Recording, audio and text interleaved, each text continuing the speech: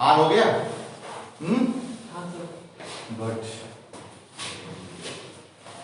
तो आप हेडिंग डालो absolute convergence of infinite integral.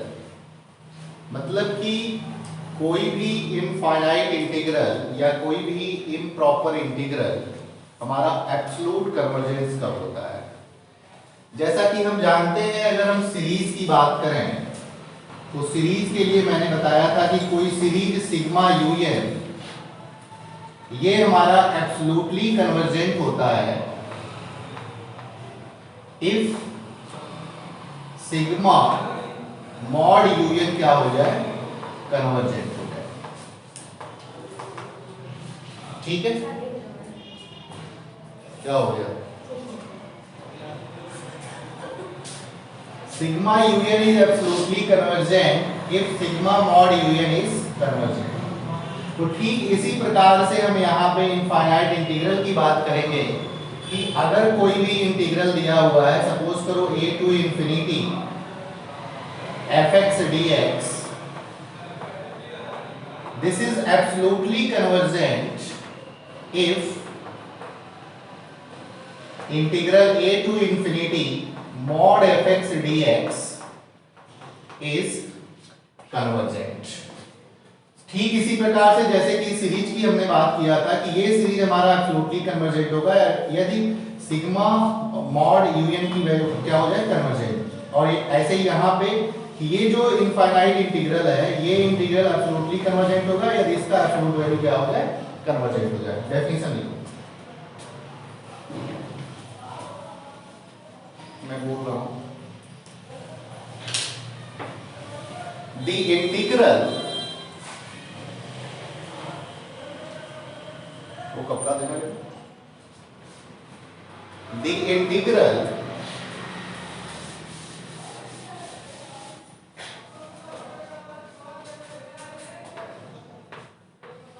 a to infinite fx dx is absolutely convergent if a to infinity mod fx dx is convergent।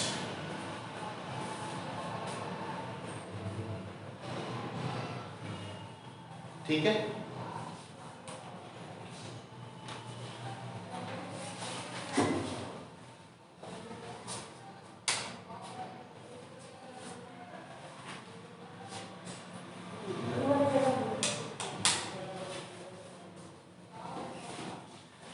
यहां से हम एक बात और जानते हैं कि अगर कोई भी इम्प्रॉपर इंटीग्रल एब्सोल्युटली कन्वर्जेंट है तो ये इस बात की गारंटी देता है कि इम्प्रॉपर इंटीग्रल कैसा होगा, कन्वर्जेंट होगा।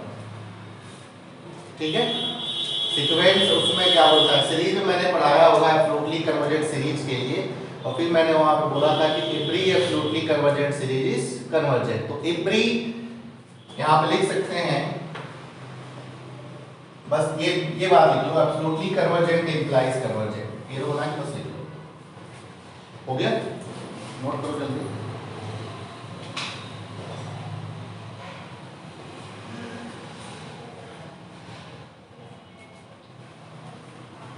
मतलब कि प्रॉपर इंटीग्रल अगर एब्सोल्युटली कन्वर्जेंट है तो वो हमारा कन्वर्जेंट भी होगा। ठीक है, ओके, एग्जांपल एक करते हैं।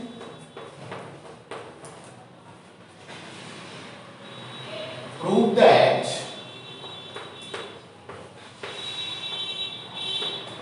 Integral 0 to infinity e to the power minus x cos mx dx is convergent।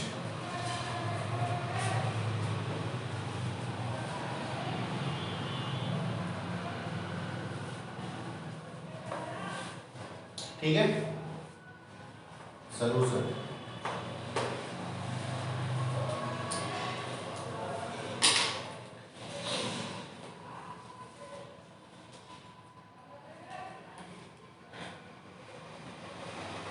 Now ये देखो, ये जो इम्प्रॉपर इंटीग्रल लिखा हुआ है 0 टू इंफिनिटी, अगर मैं इसका मॉड लेता हूं e to the power minus x cos mx into dx, यहां पे थोड़ा चर्चा करते हैं। cos x की जो वैल्यू होती है हमेशा 1 और -1 के बीच में होती है, ठीक है। मॉड cos x जो होगा वो less than or equal to क्या होगा 1, ठीक है, ओके। एक बात और, अगर मैं e to the power minus x की बात करूं तो this is always be positive, x कुछ भी हो, कैसे, बाय ग्राफिकली अभी आप देख सकते हो x टेंडिंग टू 0 के लिए 1 देगा और x टेंडिंग टू इंफिनिटी के लिए 0 देगा, sorry x tending to infinity के लिए 0 देगा और माइनस इंफिनिटी के लिए infinity. So graph of this is this, तो ये x एक्सिस के ऊपर ही रहेगा, this is always be positive. इसका मतलब ये हो गया कि अगर मैं e to the power minus x cos x की बात करूं तो this is less than or equal to e to the power minus x, कोई दिक्कत, ओके। अगर यहां पे सिर्फ ये हो तो e to the power x cos x हो तो this is always be less than or equal to e to the power x, कोई दिक्कत। अगर यहां पे e to the power x square हो, e to the power x square हो और ये cos x हो तो this is always be less than or equal to e to the power x square, okay. Similarly if e to the power minus x square cos x हो तो this is always be less than or equal to e to the power minus x square. और e to the power minus x square का graph भी मैंने आपको बताया था, आप ये भी देख सकते हो कि कैसे ये पॉजिटिव है, मतलब ये हमेशा पॉजिटिव कैसे होगा, क्या हुआ,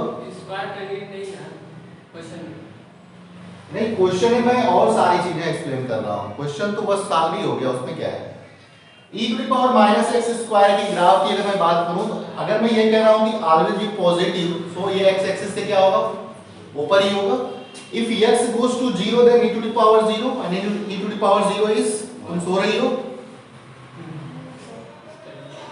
if x is equal to 0 then e to the power 0 and this is 1, so this is 1, ठीक है।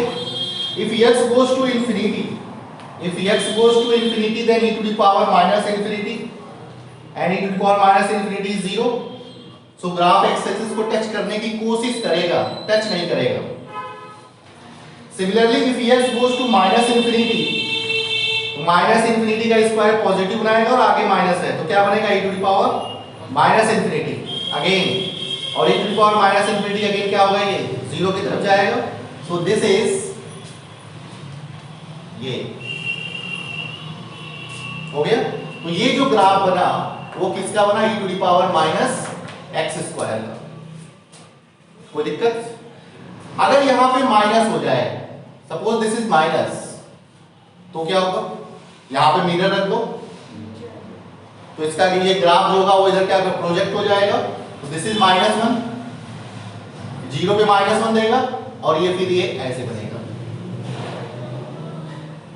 तो ये ग्राफ जो हुआ ये किसका हो गया, minus of e to the power minus x square, ठीक है, एंड ऑलवेज बी नेगेटिव, ठीक है। अब आओ क्वेश्चन पे।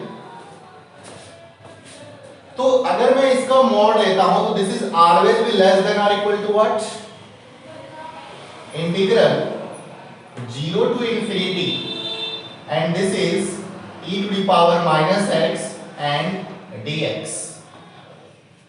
क्या इसको सॉल्व कर सकते हो, सॉल्व करने में कितना आएगा बताओ जरा जल्दी, सॉल्व करके टोटल बताओ। Minus e to the power minus x होगा, 1 आएगा आंसर में, दिस इज इक्वल टू 1, ठीक है। और अभी मैं आपको कंपैरिजन टेस्ट पढ़ाऊंगा, कंपैरिजन टेस्ट की हेल्प से हम ये कह सकते हैं कि अगर ये वाला इंटीग्रल, बड़ा वाला इंटीग्रल जो है अगर वो कन्वर्जेंट है तो ये क्या होगा, कन्वर्जेंट। तो this implies that integral 0 to infinity e to the power minus x cos mx dx is absolutely convergent. Okay, or every absolutely convergent series is every absolutely convergent improper integral is convergent. So this implies that integral 0 to infinity e to the power minus x cos mx dx is convergent, और यही हमें prove करना था। जल्दी लिखो, लिखते रहो, तुम लोग रुक जाते हो। लिखना तुम लोगों का परम कर्तव्य है।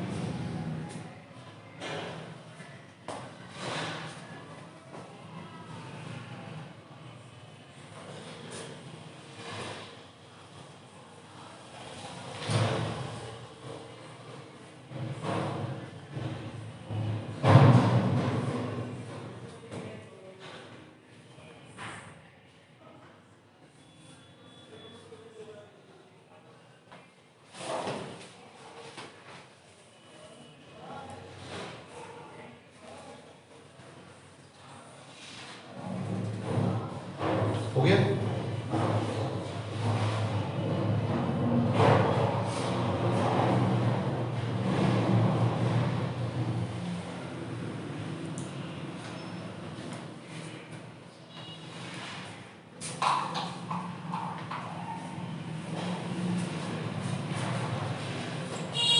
अगर यहाँ पे माइनस एक्स स्क्वायर हो तो यहाँ पे क्या आएगा? Minus x square. और 0 to infinity e power minus x square dx की वैल्यू क्या होती है? By beta gamma function root pi by 2। तो कन्वर्जेंट, तो अगेन कन्वर्जेंट। ठीक है, समझ में आ रहा है या नहीं आ रहा है? बताओ। हाँ, समझ में तो आ ही रहा होगा, बस टेस्ट में दिक्कत हो सकती है। किसी को कोई डाउट हो तो पूछ सकता है, कहीं भी कोई लाइन अगर आपको समझ में ना आता है बिल्कुल आप पूछिए। हो सकता है आप पूछे और मैं ना बता पाऊं, इस बात का मुझे कोई दुख नहीं होगा, मैं कल पढ़ के बता दूंगा आपको। ठीक है, बट तुम लोग पूछना तो स्टार्ट करो। मैंने कभी नहीं पूछा, इसका मतलब ये नहीं कि आप भी मत पूछो। ठीक है, मिटाओ।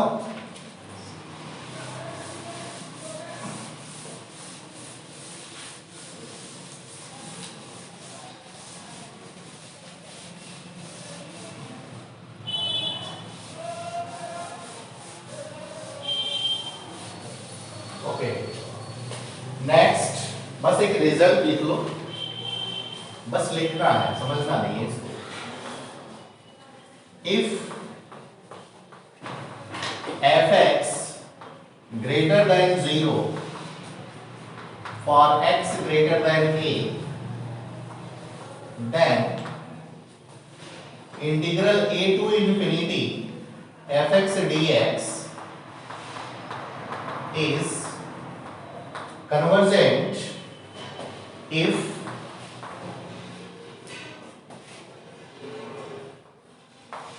a to b fx dx less than k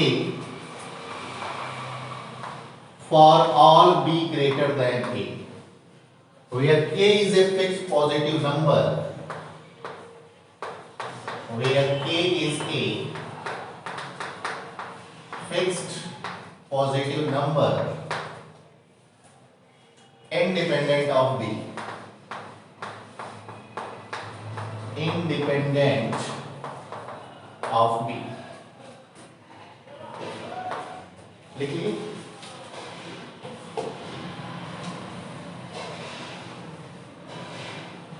अब लिखो comparison test. Now test start.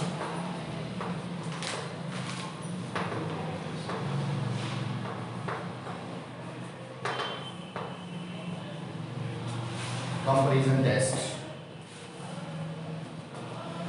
चलो बताओ कंपैरिजन टेस्ट क्या होता है सीरीज में?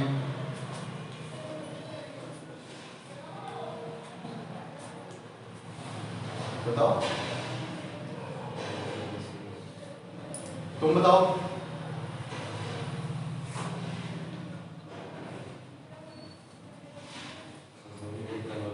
रुक जाओ, तुम बताओ।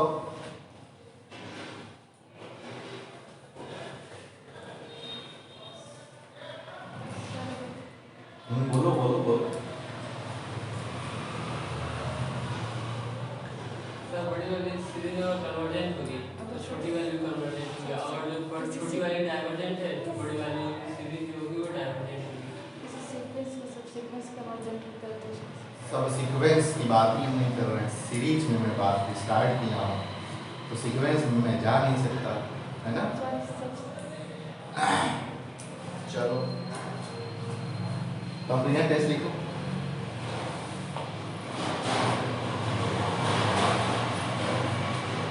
Let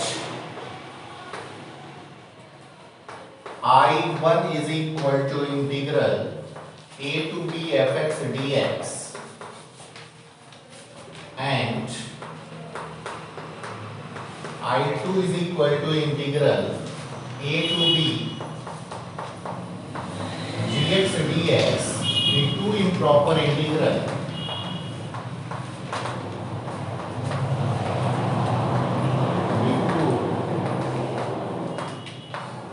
improper integral where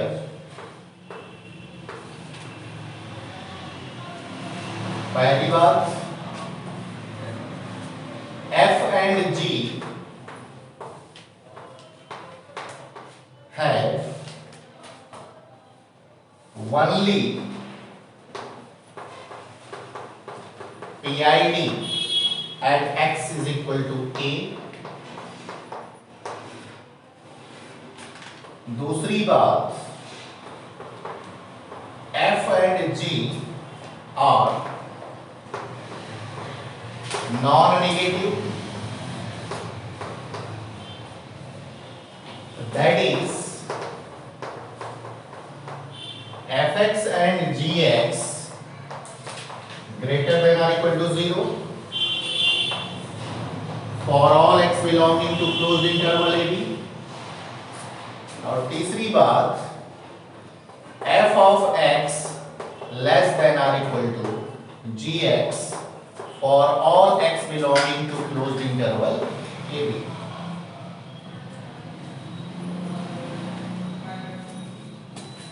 okay ठीक है, धन्यवाद।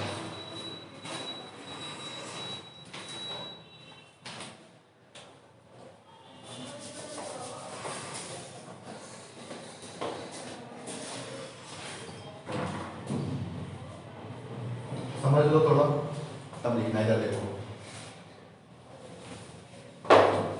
मैं कनेक्ट करता हूं सीरीज से।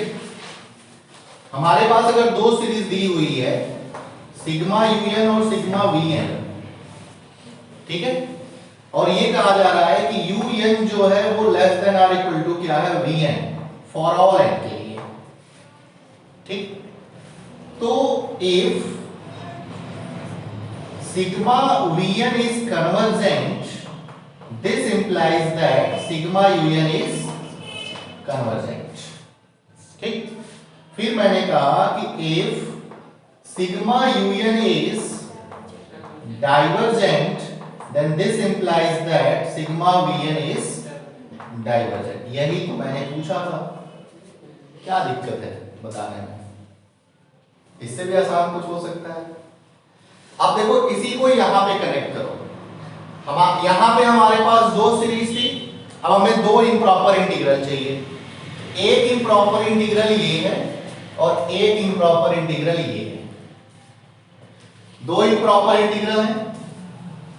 अब इन दोनों इम्प्रॉपर इंटीग्रल के लिए कुछ और तीन बातें कही गई हैं। पहला, f और g have only PID at x is equal to a, मतलब कि पॉइंट ऑफ इनफाइनाइट डिसकंटिन्यूटी दोनों इंटीग्रल के लिए सेम होना चाहिए, और क्या होना चाहिए, lower limit of the improper integral, ठीक है बात।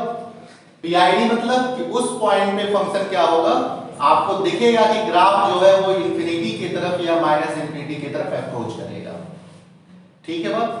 ओके, जैसे कि अगर मैं यहाँ पे थोड़ा सा आपको समझाने की कोशिश करूं, fx is equal to 1/x का जब हम ग्राफ बनाते हैं कुछ यूं बनता है, तो x इज इक्वल टू 0 पे ये इंफिनिटी की तरफ जा रहा है, और x इज इक्वल टू 0 पे इधर से आएंगे तब भी इंफिनिटी माइनस इंफिनिटी की तरफ जा रहा है, यानी कि 0 जो है fx is equal to 1/x का क्या हो गया, PID हो गया, पॉइंट ऑफ इनफाइनाइट डिसकंटिन्यूटी हो गया। बात समझ में आ रही है? तो वैसे ही यहां पे कहा जा रहा है कि f और g के पास सेम क्या होना चाहिए, PID किस पॉइंट पे, x is equal to a पे। पहले तो ये चेक करना है, कंपैरिजन टेस्ट लगाने से पहले चेक करना है कि कंडीशन सेटिस्फाई हो रही है या नहीं। दूसरी बात, f और g आर नॉन नेगेटिव। अगर हम बोलते हैं कि n कोई नंबर है जो नॉन नेगेटिव है, नॉन नेगेटिव का मतलब पॉजिटिव तो होगा ही लेकिन उसमें जीरो भी हो सकता है, तो non negative that is fx और gx always be greater than और equal to 0 over closed interval ab। तीसरी बात, fx अगर लेस देन और इक्वल टू gx है क्लोज्ड इंटरवल ab के हर एक एलिमेंट के लिए, अगर ये तीन कंडीशन इन इंप्रॉपर इंटीग्रल्स के लिए सेटिस्फाई हो रही है, then if improper integral a to b gx dx is convergent, so this implies that a to b fx dx is convergent। बात समझ में आ रही? बड़ी वाली अगर improper integral convergent है तो छोटी वाली क्या होगी, कन्वर्जेंट होगी। देखो fx इज लेस देन और इक्वल टू gx, तो इसके करस्पॉन्डिंग इंप्रॉपर इंटीग्रल बड़ी वाली में बनेगी और इसके अकॉर्डिंग छोटी वाली, ठीक है ना? तो अगर ये हमारा gx dx के करस्पॉन्डिंग जो इंप्रॉपर इंटीग्रल बन रहा है, अगर ये कन्वर्जेंट हो जाए तो ये fx dx क्या हो जाएगा, कन्वर्जेंट हो जाएगा, ठीक है? और दूसरी बात क्या, कि if integral a to b fx dx is divergent, then this implies that a to b gx dx is divergent। देखो पुरानी बातें अगर आपको बिल्कुल ठीक तरीके से लर्न है, आप समझे हुए हैं, तो बिल्कुल कहीं भी समझने में आपको दिक्कत नहीं होगी। देख के डर लग रहा होगा बट है नहीं, ठीक है? लिखो जल्दी।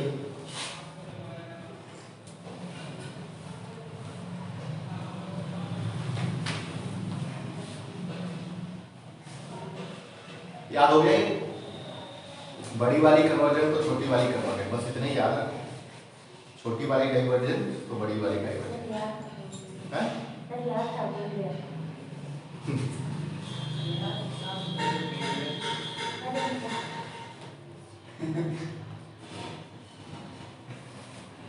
हंस रही है।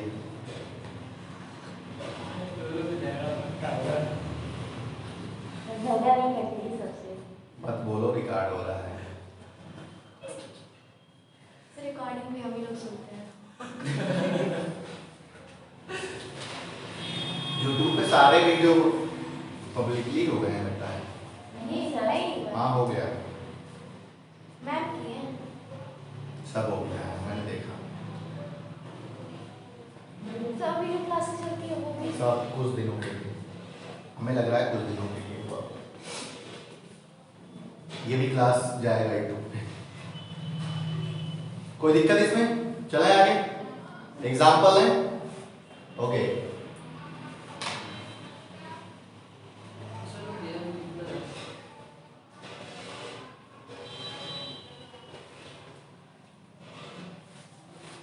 इसमें क्या एग्जाम्पल दिया हुआ है?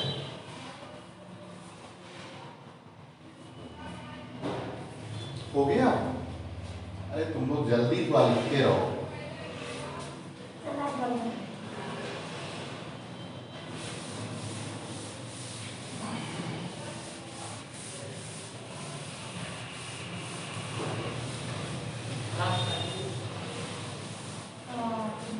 देख लो बगल में लिखी तो है, देखना ही नहीं उसकी कॉपी में। चलो example, integral 0 to pi by 2 sin x upon x to the power p dx।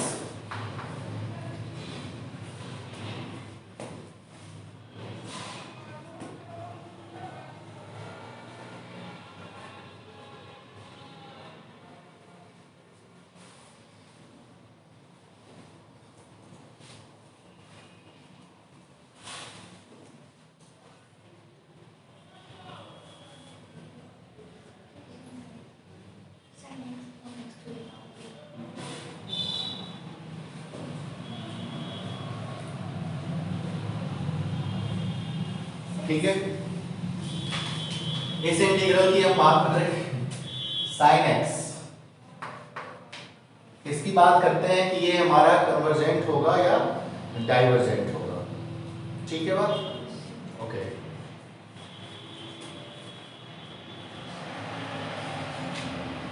इसको समझाने से पहले चार बातें और लिख लो, लिखो नीचे। और ये बातें आपको जल्दी मिलेंगी नहीं कहीं।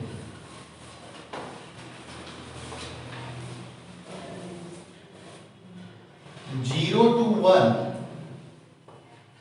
dx upon x to the power p is convergent if p less than 1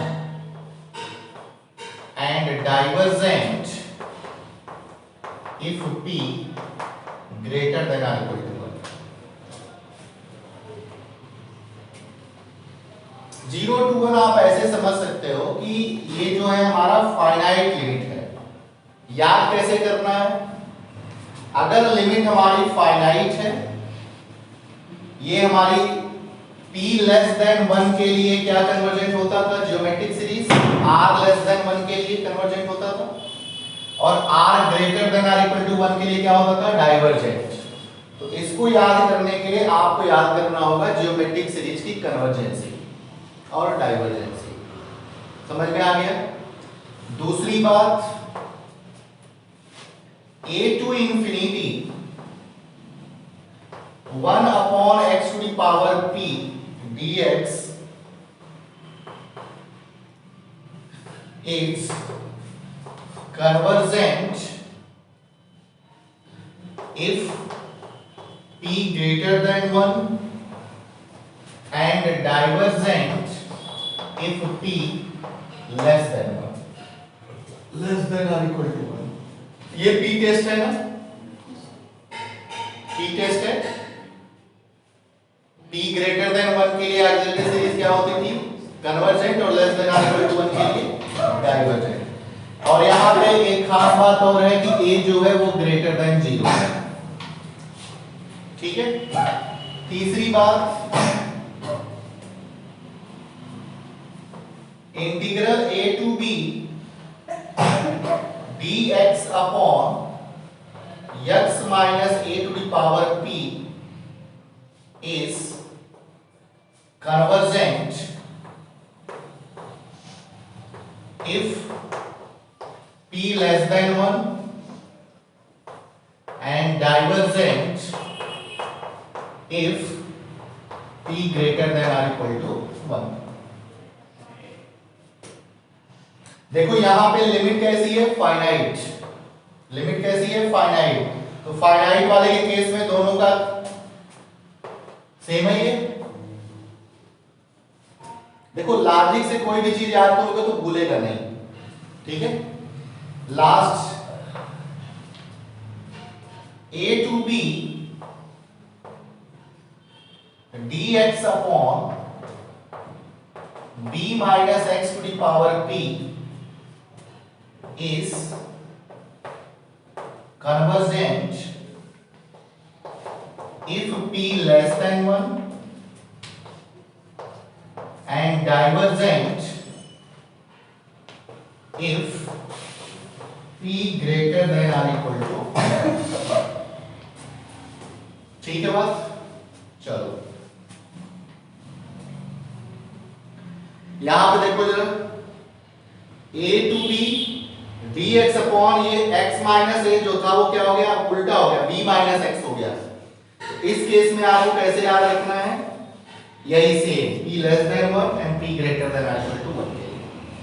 ठीक है, अभी मैं क्वेश्चन जो करवाने जा रहा हूं उसमें मैं इनका यूज कर सकता हूं। यहां पे देखो फाइनाइट है, तो फाइनाइट के लिए कौन सा है, एक तो ये है और एक ये, इसी दो में से कोई याद रखेंगे। p लेस देन 1 के लिए कन्वर्जेंट और ग्रेटर देन और इक्वल टू 1 के लिए डाइवर्जेंट। ठीक है, सिर्फ समझो, लिखना मत। अभी इसका फोटो ले लेना तुम लोग, मैं समझाने की कोशिश करता हूं।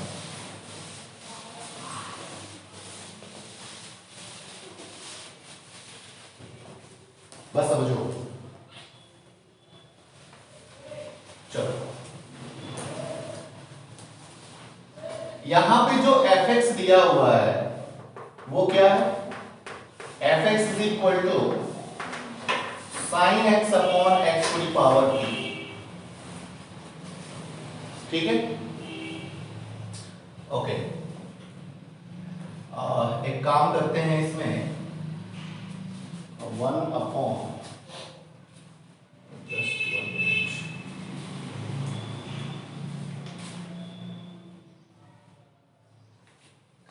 ओके, इसको हम ऐसे लिख सकते हैं क्या, fx is equal to 1 upon x to the power p माइनस 1 साइन x बाई x, लिख सकते हैं। ओके, और साइन x अपॉन x जो है, and this is less than और इक्वल टू, मैंने आपको एक चीज बताया था, साइन x की जो वैल्यू होती है लेस देन और इक्वल टू व्हाट, मॉड की वैल्यू अगर लेते हैं तो ये 1 होता है, तो यहां पे ये हो जाएगा हमारा दिस इज लेस देन और इक्वल टू, कुछ गलत हो रहा है क्या, लॉजिक सर्च करते हैं थोड़ा। fx is equal to 1 upon x to the power p minus 1 sin x।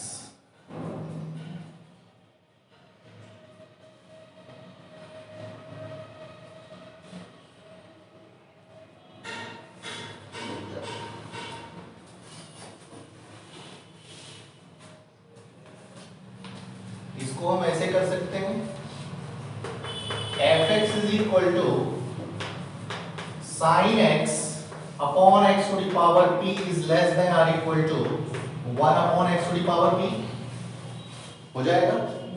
तो इसके करेस्पॉन्डिंग जो इंटीग्रल बनेगा वो क्या बनेगा, 0 से लेकर के पाई बाई 2 तक, और ये हो जाएगा हमारा sin x upon x to the power p dx, and this is less than or equal to,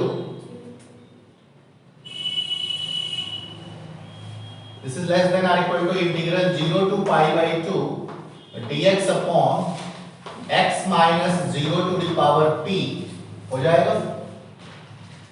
अब ये बताओ कि ये हमारा कन्वर्जेंट है या डाइवर्जेंट है। अच्छा, पहले तो मैं ये चेक कर लेता हूं कि हमारे पास जो फंक्शन मिला हुआ है fx क्या है, sin x upon x to the power p। ठीक, gx क्या है, gx is equal to dx upon x to the power p, sorry 1 upon x to the power p। क्या इसको 0 पे प्रॉब्लम है, 0 पे प्रॉब्लम है, this is finite quantity, finite quantity upon 0 problem. तो यहां पे x is equal to 0 PID है कि नहीं है, क्या यहां पे x is equal to 0 PID है, ठीक है। अच्छा, दूसरी बात क्या थी कि fx और gx दो होने चाहिए, क्या होने चाहिए, नॉन नेगेटिव होने चाहिए, मतलब ग्रेटर देन और इक्वल टू 0 होने चाहिए। ठीक है, तो ये तो हमेशा ग्रेटर देन 0 होंगे fx और gx। ठीक, अच्छा, तीसरी बात क्या थी कि fx लेस देन और इक्वल टू gx, तो fx इज लेस देन और इक्वल टू gx, तो यहां से आप देख ही पा रहे हो। ठीक है, अब ये बताओ कि ये जो इंप्रॉपर इंटीग्रल है ये हमारा कन्वर्जेंट है या डाइवर्जेंट है, जो मैंने अभी लिखवाया है 4 बार। ई पे डिपेंड हाँ तो वही तो मैं कह रहा हूं, अगर ये कन्वर्जेंट होगा, जैसे मान लो कि अगर मैं ये कह दूं कि दिस इज कन्वर्जेंट, तो ये कन्वर्जेंट होने के लिए क्या होगा कंडीशन, p लेस देन 1। तो यहां पे हमें ये कहना होगा कि p लेस देन 1 के लिए ये हमारा कन्वर्जेंट होगा, और greater than or equal to 1 के लिए क्या होगा, डाइवर्जेंट होगा। ठीक है, अभी इसको लिखना मत, थोड़ा सा मुझे इसमें प्रॉब्लम लग रहा है, एक बार मैं सर्च करके बताता हूँ, इसको मत नोट करना।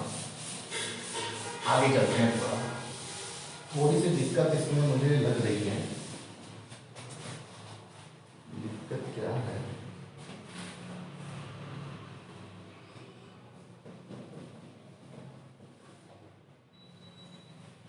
sin x upon x less than or equal to 1।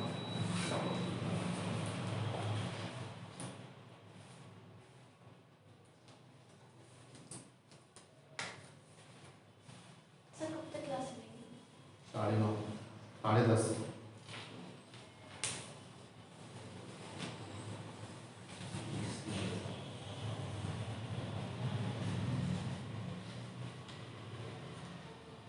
Sir मेरे को प्रैक्टिकल जाना है। कौन सा प्रैक्टिकल? सर प्राइवेट प्रैक्टिकल करते हैं। आज तो संडे। सर संडे ही वो प्रैक्टिकल होता है। अरे इसके बाद देखो क्लास में वो नहीं करेंगे। नेक्स्ट, एक मिनट बात मत करो।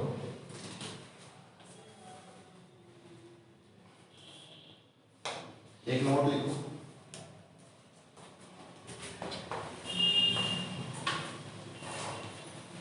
लिमिट फॉर्म टेस्ट मैंने पढ़ाया था। लिमिट फॉर्म टेस्ट सारी चीजें वही हैं, बस यहाँ पे इंटीग्रल्स के फॉर्म में है। तो ये लिखो, if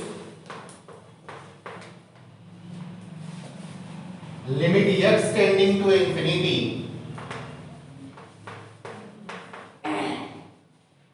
fx upon gx is a finite number other than 0,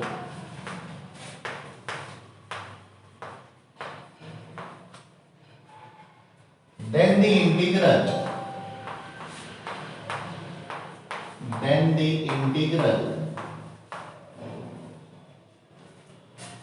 a to infinity fx dx and a to infinity gx dx either both converges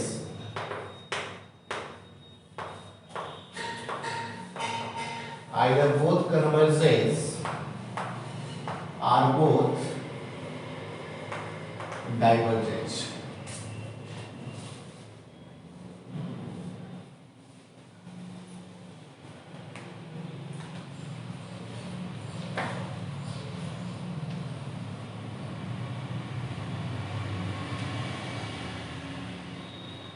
ठीक है, एग्जाम्पल वहां पे मैंने क्या बताया था, वहां पे मैंने आपको बताया था कि अगर सिग्मा यूएन और सिग्मा वीएन दो सीरीज हैं, दो इनफाइनाइट सीरीज हैं, और limit n tending to infinity u n upon v n करने के बाद एक फाइनाइट क्वांटिटी हो जाए, मतलब k के बराबर अगर आता है, this is not equal to 0, then हम ये कहते थे कि या तो दोनों कन्वर्जेंट होगा या तो दोनों डाइवर्जेंट होगा। और ये हम डिसाइड कहां से करते थे, वीएन से। मतलब कि अगर ये कंडीशन सेटिस्फाई हो रही है, अगर वीएन कन्वर्जेंट है तो sigma u n convergent, sigma v n अगर डाइवर्जेंट है तो यूएन डाइवर्जेंट। तो सेम यहां पे भी बात वही है कि fx और gx डिवाइड करने के वास्ते x टेंडिंग टू इंफिनिटी के लिए एक फाइनाइट नंबर हो लेकिन 0 ना हो, other than 0, then the integrals this and this either both converges or both diverges। मतलब कि फिर वही बात कि हम डिसाइड कहां से करेंगे, यहां से। अगर ये gx dx इंप्रॉपर इंटीग्रल जो है ये हमारा कन्वर्जेंट है तो ये कन्वर्जेंट, ये डाइवर्जेंट है तो ये डाइवर्जेंट। एक एग्जांपल करते हैं, test the convergence of the integral 1 to infinity dx upon under root x cube plus 1।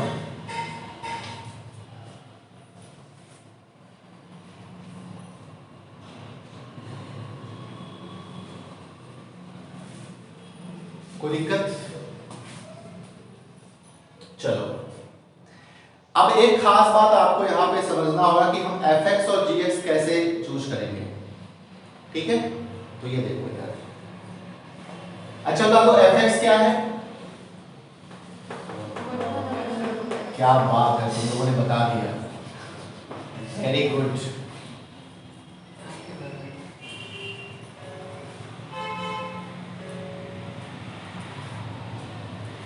Hello hello, हाँ भैया क्लास में बात करो, बात करो।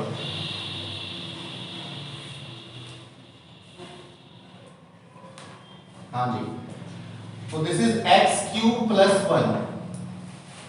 ओके, अब देखो gx कैसे चूज करेंगे, तो gx हमको यहीं से चूज करना है। कैसे? सिर्फ पहला वाला टर्म देखो क्या है, नीचे क्या है, x cube. So this is gx is equal to 1 upon x cube के पावर क्या है, 1/2। So this is x to the power 3/2। बस हो गया, कहानी खत्म। अभी मैं और एग्जांपल कराऊंगा इसमें, ठीक है। पहला वाला ही लेकर के हमको चलना है। अब देखो, अब मुझे क्या करना है, यहां पे लिमिट चेक करो, limit x tending to infinity fx by gx, this is equal to limit x tending to infinity, what is fx? fx is this, ये ऊपर जाएगा तो ये हो जाएगा x to the power 3/2 upon ये हो जाएगा आपका x to the power 3/2 under root 1 plus 1 upon x cube. यही तो होगा, और इससे ये क्या होगा, कैंसिल, तो वैल्यू क्या आएगा, क्या ये 0 के बराबर है? नहीं। क्या इतनी कंडीशन सेटिस्फाई हो गई? अब क्या करेंगे, अब आपको gx को देखना है। अगर ये इसके अकॉर्डिंग जो इम्प्रॉपर इंटीग्रल बनेगा, अगर वो कन्वर्जेंट है तो ये इम्प्रॉपर इंटीग्रल क्या होगा, कन्वर्जेंट। तो जरा बता दो कि integral 1 to infinity gx upon x minus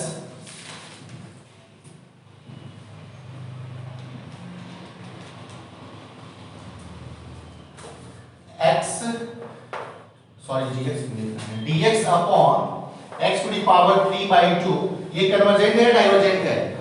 देखो, इनफाइनाइट के केस में auxiliary series p test use करेंगे, तो p ग्रेटर देन 1 है कि नहीं है, 3/2 greater than 1, so this is convergent.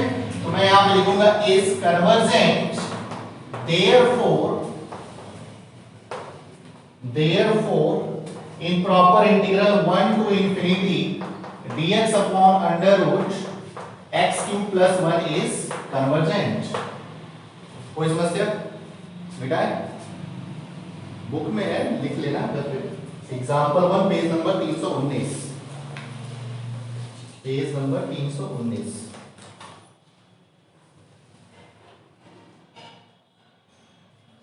एक एग्जांपल और करा दूं, क्या हुआ, नहीं है क्या? नहीं, किताब पीछे दो, मतलब वहीं तो वहीं पे थोड़ा सा पीछे जाओ और जाओ इधर इधर इधर इधर इधर और हाँ पलटो, यही है।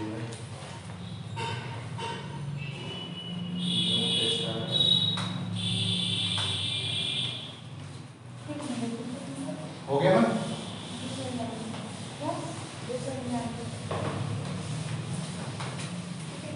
अब मैं एक क्वेश्चन दे रहा हूं, तुम लोग gx और gx चूज करके बताओ क्या होगा, ठीक है। चलो इधर देखो, integral 2 to infinity dx upon under root, जिससे पूछेंगे वो बताएगा। कोई ऐसे नहीं बोल देगा। fx क्या है, fx मैं लिख लेता हूं। What is fx? fx is 1 upon under root x square minus x minus 1। चलो बताओ gx क्या होगा? X. हाँ, X. 1 upon X. 1 upon x। Very good, 1 upon x। कोई दिक्कत? ओके, अब बस एक काम करो, अब बस हमें ये बता दो कि integral 2 to infinity dx upon x minus x to the power 1 ये कन्वर्जेंट या divergent? p greater than or equal to 1 के लिए डाइवर्जेंट। तो ये क्या हुआ? तो ये क्या होगा? बधाई हो गया। सर dx की value x square minus 1 minus x भी तो ले सकते थे। हैं? हाँ सर dx की value x square minus x भी तो ले सकते थे। तो यहां पे बराबर होगी। यानी सिंपलेस्टली हाँ, इस पहला टर्म ही कंसीडर करना है। ये मैंने अपना तरीका निकाला है कि कैसे आप gx चूज करोगे और हर जगह एप्लीकेबल है। कुछ ज्यादा दिमाग मत लगाना इसमें, सिर्फ पहला टर्म, ठीक है? बाकी सबसे नफरत। आगे मिटाएं। तो लिमिट फॉर्म टेस्ट आपको समझ में आ गया? चलो एक काम और कर लेते हैं इसी में। दो इंटीग्रल मैं लिख रहा हूं, आपको नहीं लिखना है, सिर्फ मुझे लिखना है। आप आराम करो बस। Integral 0 to infinity cos x upon 1 plus x square dx, और दूसरा pi to infinity sin square x upon x square dx। Okay,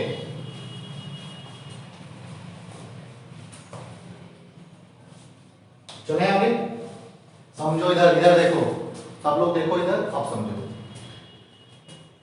fx क्या है भैया, ये बता दो बस। fx, चलो ये बताओ, मॉड लेके काम कर लें क्या?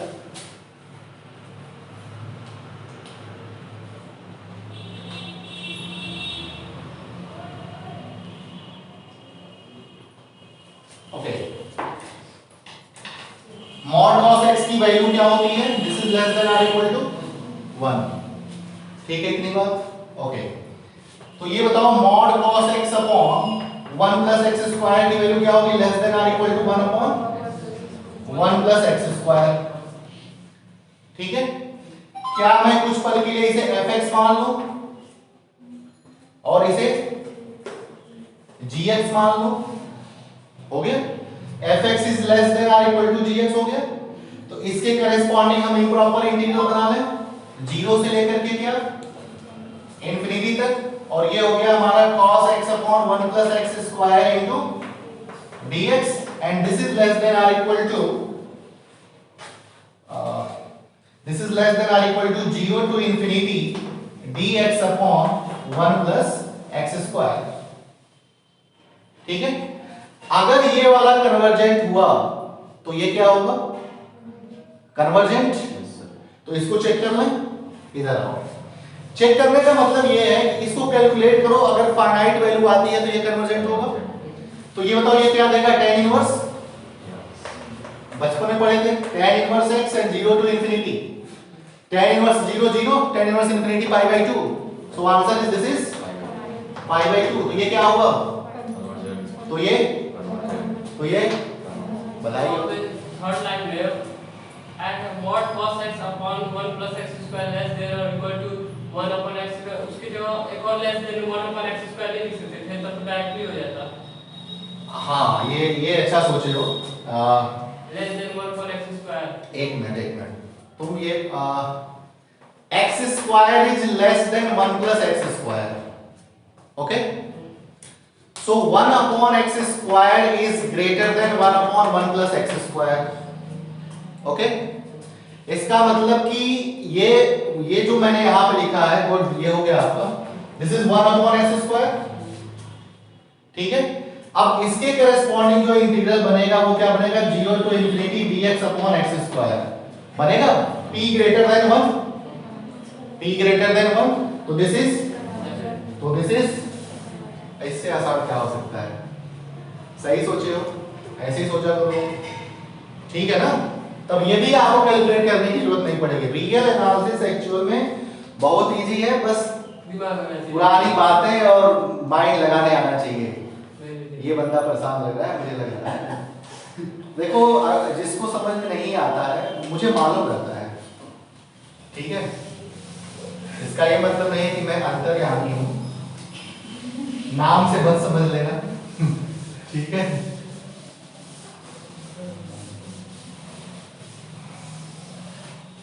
चले आगे, चलो। ओके, एक क्वेश्चन तो और मैंने लिखा था, क्या था वो क्वेश्चन? पाई से लेकर के इंफिनिटी तक। ये देखो इतना आसान क्वेश्चन कोई क्यों देगा? ये तो हो गया वैसे ही। राइटिंग मेरी इतनी भी खराब नहीं है, साइन है ये, ठीक है, कोई दिक्कत? अच्छा ये बताओ, साइन स्क्वायर एक्स कभी भी नेगेटिव हो सकता है? नहीं। Always positive. तो डायरेक्ट मैं लिख दूं क्या, sine square x less than और इक्वल टू 1? कर दो इतना। ओके, इसमें भाग ले दो एक्स स्क्वायर से, भाग ले दो एक्स स्क्वायर से, ये क्या बना? gx। इसका मतलब ये बन गया पाई से लेकर के इंफिनिटी तक dx upon x square. p greater then 1, तो ये क्या हुआ? इंफिनिटी के केस में p टेस्ट यूज करना है, रट लो। तो ये कन्वर्जेंट हुआ, तो ये क्या होगा? बधाई हो गया। अब जितनी बातें मैं ये बोल रहा हूं उतनी बातें आपको कॉपी में लिख लेनी है, ऐसा ही मत करके चले जाना एग्जाम में। ऐसे पता है कौन लिखता है? मतलब जो बच्चे एग्जाम देते हैं, ऐसे कौन बीटे वाले बच्चे लिखते हैं, वो सब जैसे लगता है कि रफ वर्क कर रहे हैं, फेयर को भी वो रफ वर्क समझते करते हैं। कहीं भी कुछ भी इधर यहाँ पे इतना इधर लिखेंगे, इतना इधर लिखेंगे सर। अब सर देख करके परेशान हो, कैसे चेक करना है। चलो, वो वहां पे भी टेक्निकल चीजें यूज करते हैं। तो this is limit form test and comparison test. आगे चलते हैं, अभी हमारे पास टाइम है आधे घंटे का। म्यू टेस्ट की बात मैं अभी करूं या कुछ देर बाद करूं?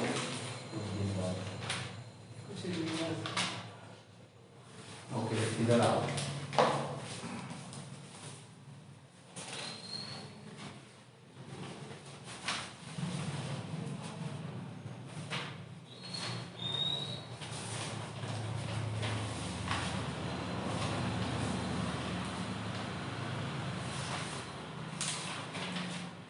कंपैरिजन टेस्ट,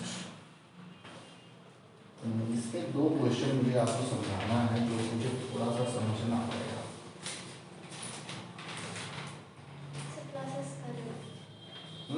कल क्लासेस कर दीजिए, मंडे तक आए आपकी क्लासेस है सर, तो अभी प्रैक्टिकल जाना है, इसके बाद क्लास है सर। अभी क्लास है तुम्हारा, रुको बस 10 मिनट की बात है। सर कोई क्लास करेगा नहीं, बस सब लोग बोल रहे हैं क्लास रुको रुको रुको, एक मिनट।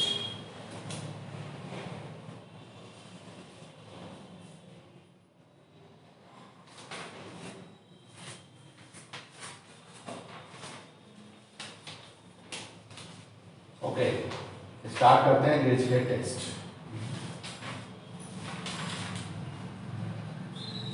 लिखो डिरिचलेट टेस्ट। अब ये टेस्ट नहीं है क्या? चलो सिर्फ डिरिचलेट टेस्ट और 3 क्वेश्चन छोटे छोटे करा के मैं ही करता हूँ। हैं? क्या कह रहे हो? टाइम नहीं है? मैं समझ सकता हूँ तुम लोग टेस्ट दिए हो काफी ईमानदारी से, और चेक करने के बाद चल जाए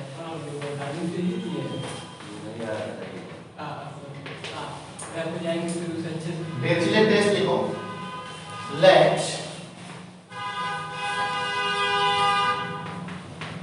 I is equal to a to b fx into gx dx। इसके बाद कौन सी क्लास है? Physics, optics. fx gx dx। Okay, if पहली बात कि mod a to t gx dx less than or equal to some positive real number capital M for all t belong to a infinity. दूसरी बात, f of x is monotonic. Monotonic and limit x tending to infinity, f of x is equal to 0, then integral a to b fx gx dx is convergent. मेरी class अब तुम लोग छोड़ना मत, इधर कल भी क्लास होगी, परसों भी क्लास होगी, उसके बाद फिर मंगलवार को क्लास हो सकती है, ठीक है? नहीं, उसके बाद मैं नेक्स्ट वीडियो कह रहा हूँ। तो 2 दिन में आपका ये इम्प्रॉपर इंटीग्रल खत्म होकर के रिमान स्टार्ट हो जाएगा और फिर ये रिमान को धीरे धीरे हम लोग पढ़ते रहेंगे, एक दिन में एक थियरम, और बाकी मैं पूरा चैप्टर एक बार पूरा रिवाइज कराने का ये मतलब बिल्कुल भी नहीं होगा कि मैं फिर से पढ़ाऊंगा, सिर्फ वो क्वेश्चन मैं कराऊंगा, तुम लोग बता दिया करना कि क्या क्या मैंने नहीं कराया है, वो सब मैं करवा दूंगा। डाउट होगा तो पूछ लेना, ठीक है? चलो चलें आगे। तो डिरिचलेट टेस्ट देखो क्या कहता है कि एक इंटीग्रल ऐसा होगा जो आपको दिखाई देना चाहिए कि 2 फंक्शन का प्रोडक्ट है, ठीक? तो इस प्रकार में ये कहा जा रहा है कि इंटीग्रल a to t gx dx कैसा हो, बाउंडेड हो, less than or equal to m, और fx कैसा हो, मोनोटोनिक, मतलब या तो इंक्रीजिंग या तो डिक्रीजिंग, और x टेंडिंग टू इंफिनिटी के लिए fx क्या होगा, 0। देन अगर ये दोनों कंडीशन सेटिस्फाई हो रही है, then we say that integral a to b fx gx dx is convergent. Let us take example. पहला, integral 0 to infinity sin cube x upon x to the power 5 dx, okay? दूसरा, इसका photo तुम लोग खींच लेना अभी। 0 to infinity cos x upon x dx,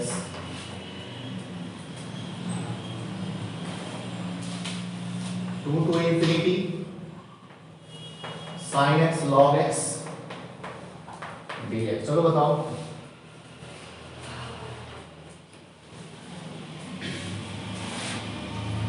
अब ये बताओ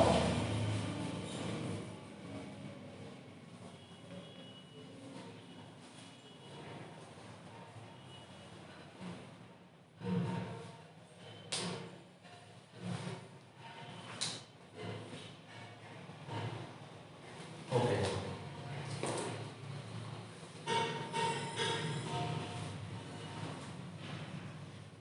सबसे पहले ये करते हैं, ठीक है? चलो,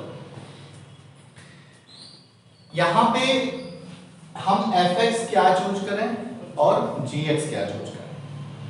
यहां पे fx के बारे में ये कहा गया कि fx क्या होना चाहिए, मोनोटोनिक।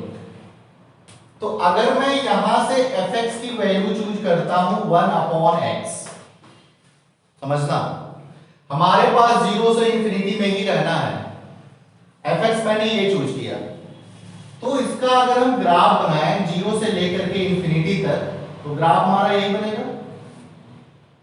तो जब लेफ्ट साइड से राइट साइड में चलोगे तो ये डिक्रीज कर रहा है, तो मोनोटोनिक डिक्रीजिंग, मतलब कि ये हमारा मोनोटोनिक है कि नहीं? फिर दूसरी बात ये कि इस पे x टेंडिंग टू इंफिनिटी करने पे क्या आना चाहिए, 0। तो जैसे जैसे इंफिनिटी की तरफ जा रहे हैं वैसे वैसे ये ग्राफ x एक्सिस को टच करने की कोशिश कर रहा है, तो 1 upon x is equal to 0। क्या दूसरी कंडीशन सेटिस्फाई हो गई fx के लिए, होगी? ओके, पहली कंडीशन जो है, अब यहां पे ये कहा जा रहा है कि इंटीग्रल a to t ए की वैल्यू कितनी है 0 और gx क्या लेना पड़ेगा cos x, gx क्या लेना पड़ेगा cos x और ये हो गया हमारा cos x into dx. This is absolute value is always be less than or equal to, ये कैपिटल M होगा for all t belonging to closed zero infinity. इसको सॉल्व करने के बाद से जब इसको सॉल्व करोगे और t यहां का कोई एक एलिमेंट है तो रख करके जब सॉल्व करोगे तो कोई एक फाइनाइट वैल्यू से ये क्या होगी छोटी होगी, ठीक है। तो पहली कंडीशन सेटिस्फाई, तो ये दोनों कंडीशन अगर सेटिस्फाई हो रही है तो दोनों के प्रोडक्ट से बनने वाला जो इंप्रॉपर इंटीग्रल होगा वो क्या होगा कन्वर्जेंट होगा। तो दोनों कंडीशन सेटिस्फाई हो रही है तो इसलिए ये क्या हो जाएगा कन्वर्जेंट हो जाएगा। अब उसमें बताओ कि जी हम fx क्या मानेंगे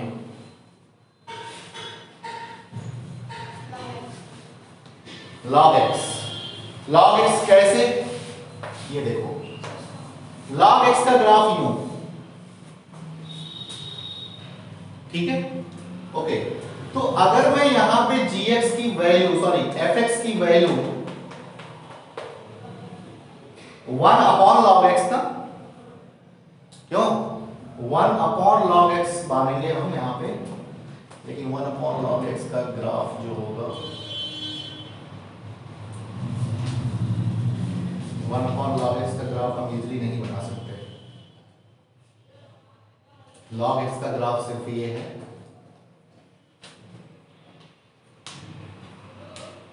ओके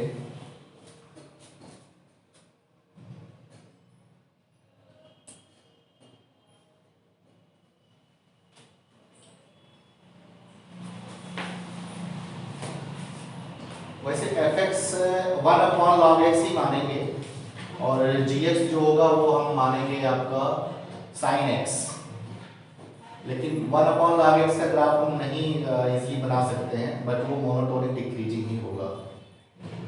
थोड़ा सा सोचें, अगर हम log x sir fx equal to log x लिख ले और fx प्लस 1 का वैल्यू log x प्लस 1 कर इसको सिंपलीफाई करें तो नहीं वैसे नहीं हो पाएगा ये, तो log x का एक्सपेंसिव कर तुम और कॉम्प्लिकेटेड कर रही हो। sin x और log x का एक्सपेंसिव कर log x fx 1 upon log x लेंगे और मोनोटोनिक डिक्रीजिंग होगा। ओके चेक करते हैं, इधर आओ, याद आया मुझे कुछ। fx वैल्यू क्या ले लें 1 अपॉन log x, ये बताना है या तो ये मोनोटोनिक इंक्रीजिंग या तो मोनोटोनिक डिक्रीजिंग, तभी तो मोनोटोनिक होगा। इसको डेरिवेटिव, इसका डेरिवेटिव लो एक बार, क्या आएगा this is log x inverse ना, तो फिर क्या आएगा -1 अपॉन log x का होल स्क्वायर, ठीक, और log x का करेंगे तो 1 अपॉन x। अब समझो जरा बात, कितनी बढ़िया तरीके से मैं आपको समझा रहा हूं, इसमें कोई दिक्कत नहीं ना, ओके। क्या ये हमेशा ई भाई साहब पॉजिटिव रहेंगे, बताओ, स्क्वायर है तो ऑलवेज पॉजिटिव, ओके। और हमारे पास जो रेंज दिया हुआ है वो 2 से लेकर के इंफिनिटी तक, तो यहां से कोई फाइनाइट पॉजिटिव नंबर ही लेंगे। पॉजिटिव नंबर x की वैल्यू कुछ भी लेंगे तो ये क्या हमेशा पॉजिटिव बना रहेगा, और आगे क्या है, तो दिस इज लेस देन 0। अब सुनो, फंक्शन की डेरिवेटिव अगर लेस देन 0 हो जाए, for all closed interval AB में अगर हम बात करते हैं, या मैं पूरे रियल लाइन पे आपको समझा दूं, तो this implies that fx is less than और equal to, fx is monotonic decreasing, लिख लो कहीं किनारे। दूसरी बात कि f डैश x की वैल्यू ग्रेटर देन और इक्वल टू 0 हो जाए पूरे रियल लाइन पे या सबसेट्स पे, ठीक है। तो this implies that fx is monotonic increasing. दो बात हो गई। अच्छा रुक जाओ, अभी रुको, अभी मैं लिखवा दे रहा हूँ अच्छे से, इधर देखो। अब तो कोई दिक्कत नहीं होगी, ठीक है, कन्वर्जेंट हो जाएगा। तो ये कर लेना और ये तुम लोग फोटो ले लो इसका, बस एक खींच लो, सेंड कर देना सबको। अब मैं 4 बातें आपको लिखवा दूं, इसमें समझ में आया है ये? मैं लिखवा रहा हूं फिर से इसको, 4 5 6 बातें लिखवानी है मुझे।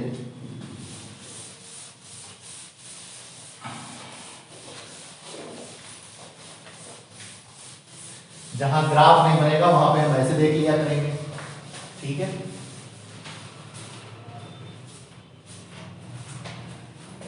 जैसे मान लो कि कोई फंक्शन जो है वो रियल लाइन से रियल लाइन पे डिफाइन है, ठीक है। इफ पहली बात,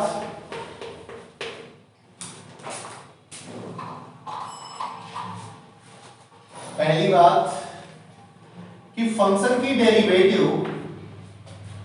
less than or equal to अगर 0 हो जाए फॉर ऑल आर पे, तो this implies that fx is monotonic decreasing,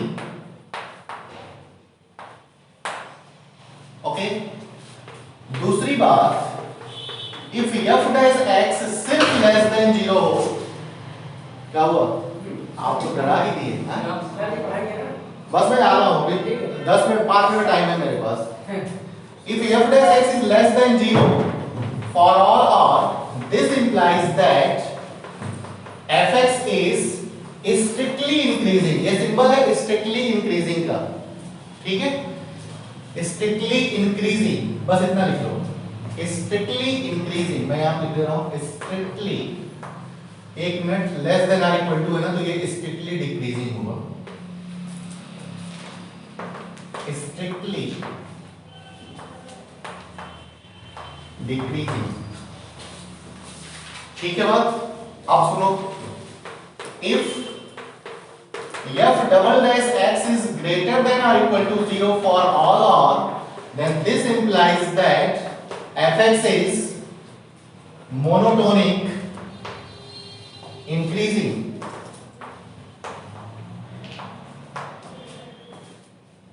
डरना मत, बस सुन लो। if f dash x greater than 0 for all r, this implies that fx is strictly increasing, strictly increasing, okay। Next, if f double dash x greater than or equal to 0 for all r, this implies that fx is convex. Next, if f double dash x less than or equal to 0 for all r, this implies that fx is concave.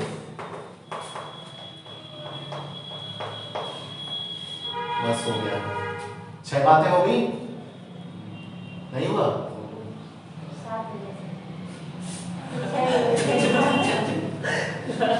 Okay, अब सुनो जरा, graphically तो हमको मालूम है ना, ये देखो, अगर मैं fx is equal to, suppose मैं log x लेता हूं, ठीक है, और log x किस पे डिफाइन होता है? ओपन इंटरवल 0 से इंफिनिटी पे ही डिफाइन होता है आगे, ठीक है, पॉजिटिव साइड में। तो इसको अगर हम डिफरेंशिएट करते हैं तो क्या आएगा? 1/x। अब x की वैल्यू 0 से इंफिनिटी के बीच में जब हम लेंगे तो क्या मिलेगा? पॉजिटिव या नेगेटिव? पॉजिटिव, तो this is positive, always be positive. तो ये फंक्शन बताओ मोनोटोनिक डिक्रीजिंग होगा या इंक्रीजिंग होगा? Increasing, strictly increasing. Strictly increasing मतलब भागता चला जाएगा। तो ये बात समझ में आ गई। अगर मैं इसका ग्राफ यहां जो बनाता हूं तो ग्राफ कैसे बनता है? यू, ठीक है। तो ये देखो इंक्रीज कर रहा है और 0 पे तो डिफाइन नहीं है, आगे डिफाइन भी है, तो ये इंक्रीजिंग हो गया। अगर मैं fx = x² ले लूं, सिंपल सा फंक्शन, इसका डेरिवेटिव क्या आएगा? 2x, और मैं अगर यहां पे डिफाइन कर देता हूं x बिलोंगिंग टू 0 1, ये फंक्शन 0 पे 0 हो सकता है और इसके बीच में लेंगे तो ऑर्डिनरी पॉजिटिव, ठीक है ना। तो इस केस में क्या होगा, this is greater than or equal to 0, तो दिस इज मोनोटोनिक इंक्रीजिंग, ठीक है। अब बंद करो। तो ये सारी बातें नहीं, इसमें अगर कहीं कोई समस्या हो तो बताओ। ये मैंने एक्स्ट्रा चीजें आपको बता दिया है, कॉनकेव और कॉन्वेक्स फंक्शन और सारी चीजें, ठीक है। बंद हो गए। तो बस आज के लिए इतना ही। फोटो लेके तुम लोग इसको